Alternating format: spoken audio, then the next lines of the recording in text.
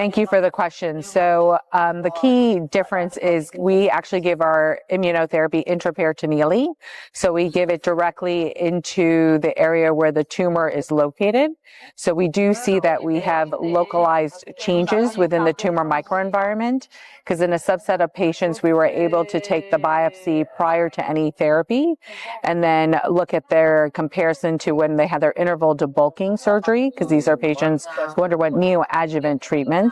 And so we could see that there was a change in the tumor immune environment in terms of like FOXP3, different other immune markers. So we know that our IL-12 immunotherapy works on both the innate and adaptive immune sides, which is very critical, unlike checkpoint inhibitors, which are more focused on sort of T cells alone.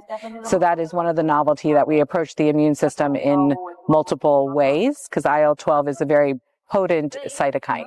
So it's definitely, the abdominal pain is from the intraperitoneal administration. In GYN oncology, we've had a lot of knowledge of using intraperitoneal therapies since we used chemotherapy in the early 2000s.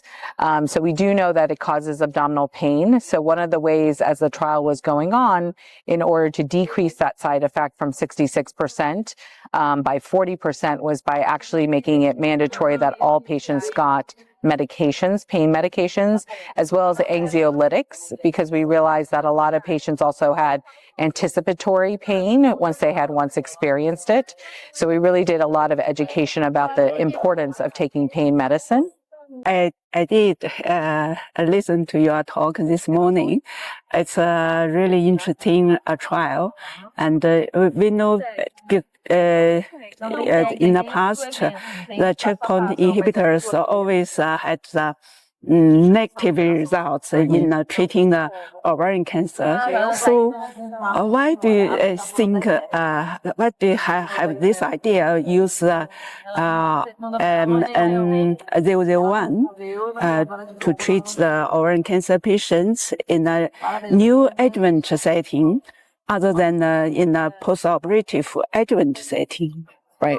So the trial actually gives the medication neoadjuvantly with the IMN001 and as well in the adjuvant. But I think the key for immunotherapy, if I look at how it should work better, is really by the educating of the immune system when neoantigens are present. And there's going to be a lot more neoantigen burden in neoadjuvant patients because they're naive to treatment. So I think that's how we saw the progression-free survival benefit of 3 months. And then we have an overall survival benefit of 13 months, which also, in my mind, tells me that the immune system is hopefully gotten educated, as I like to say, over the journey of a patient. Because as we know how our own immune system works, when we have a virus, it takes exposure and then it has memory to remember how to attack it later on. So I do think, immunotherapy is so complex because there's so many facets that immune checkpoint inhibitors just are a very narrow portion of that immune system therapies. That's why we want to do the confirmatory phase 3, because we weren't powered. And so I'm excited to see, because I think patients probably come in to see you as well, and they all want immune therapy, but they want obviously effective immune therapy. So this gives us hopefully an option for those patients. Oh, what do you think of use this kind of immune treatment with HIPAA? Yeah, so that's an interesting question. We have not looked at it because at least in the United States, we also had to get a little more enthusiasm back for intraperitoneal therapies. I don't know how it is in China, but most patients want to have intravenous. But now that I'm hopeful that we have at least a paper and exciting phase 2 data, that'll be more exciting for patients to want to enroll on a clinical trial. Because in the United States, we know a good percentage of patients go on trial, but there's a lot more patients who should be on trial. Is it possible to do the internationally? So we are very actually interested in looking to expand internationally. And actually one of the countries we were looking for was actually China, to see if we can co-develop, because I'm still very new to how to co-develop some of these medications, because this is a smaller company. It's not like a big international company like others. So we're trying to partner. The PHENIX trial actually had two parts, separate two parts. PHENIX 1 is looking for the cohort, the patient early stage cervical cancer patients with negative sentinel lymph nodes. And the PHENIX 2, we just involved the patients with positive sentinel lymph nodes. But due to the limited number of patients with a positive sentinel lymph nodes, so we just terminate earlier of PHENIX 2 cohort, especially after the FIGO 2018 staging for cervical cancer launched. So more patients just received the radiation therapy if the lymph node is positive. So we just terminate this cohort. But for the PHENIX 2, PHENIX 1 with negative sentinel lymph nodes, the patients we just include 838 patients for both arms, experimental arm and control arm. So the only difference between the two arms is just the patients in the experimental arm did not undergo the further lymphadenectomy after the sentinel lymph node biopsy.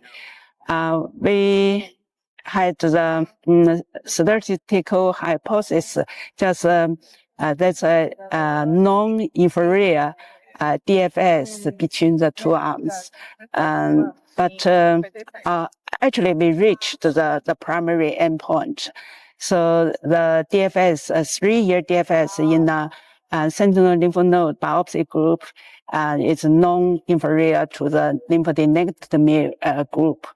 But we also had, we found the, we call it countering curative findings. Just the 3-year OS in the biopsy group is better than the lymphadenectomy group. Right. But the difference is not so huge, but still statistical significant. And also we found the less intraoperative and the postoperative complications in the biopsy. These are just as expected. This is just our main findings. It's actually quite an honor to meet Dr. Liu, because I actually at the Society for Gynecologic Oncology had to do the distillation of cervical cancer, and I referenced the PHENIX trials at that time, and I'm so excited to see the data here at ASCO, because I think a lot of people adopted sentinel lymph nodes without the data as well. So now this trial definitively gives us very high level confirmation that we can forego a lymphadenectomy in patients, especially when a sentinel lymph node is negative. Which I definitely think is a benefit for our patients because they get less side effects as well. And also operative time is less and complication risks, as she mentioned, which is really critical that we're all looking for better outcomes for our patients. Did you do the sentinel lymph node biopsy in your practice? Yes. In your hospital? We do. We do with, we use ICG. As a routine, we do, but we usually also have PET imaging ahead of time. So then it lets us know also if there's suspicious lymph nodes or things ahead of time, because we do not have the ability to do frozen section on our sentinel lymph nodes. And what about ultra staging for the sentinel lymph nodes?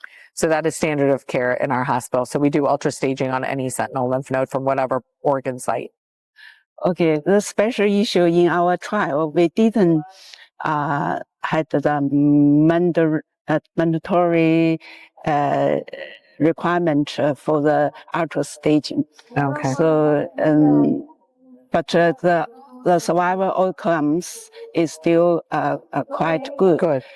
So that's maybe the feasible to all the hospitals in China. Yeah. Because we have a very big number of patients with cervical cancer each year. Like in our hospital, each year we will do the radical hysterectomy for cervical cancer, more than 600 cases. Wow. So if all the patients need to do the ultrasound, it's a huge workload for the pathologist. Yeah. We have a very large area that we provide services for. Multiple states, patients come to us, but our number of radical hysterectomies is only about 45 in a year. So quite a magnitude of difference you have in your country. I think that's because of screening and the HPV vaccine, the prevention is quite good in the country. Yes, that's a very valid comment, especially as we saw the data for FIRST that was presented here at ASCO, which demonstrated the use of dostarlimab with niraparib in conjunction with chemotherapy. And even though it made a statistical significant progression-free survival, it was about a month and a half, which I think it'd be very hard to talk to a patient and tell them that a month and a half is worthy of a change, and it did not meet overall survival benefits. So I do think we have to expand our armamentarium of looking at different molecules in immunotherapy. So I'm very obviously excited about OVATION-3, which is looking at intraperitoneal IL-12 or Immunon-001, but I think there's NK cell therapies that we have not looked at. There are now new T-cell engagers. There's some bispecifics. So I do think we have a larger number of molecules to explore. The key is also going to be how to get all the patients, because there's so many opportunities to go into many trials now. I'm so disappointed with checkpoint inhibitors in treating the ovarian cancer because we already take part in several trials using the ICI to treat the patients with ovarian cancer, always get the negative results. But your trial just give us a very prospective hope. Maybe we can, I think, in another aspect, but that's not the the checkpoint inhibitors. I just listen your talk. You mentioned that you maybe this kind of drug just make the cold tumor to hot tumor. This may be a direction we need to explore in the future.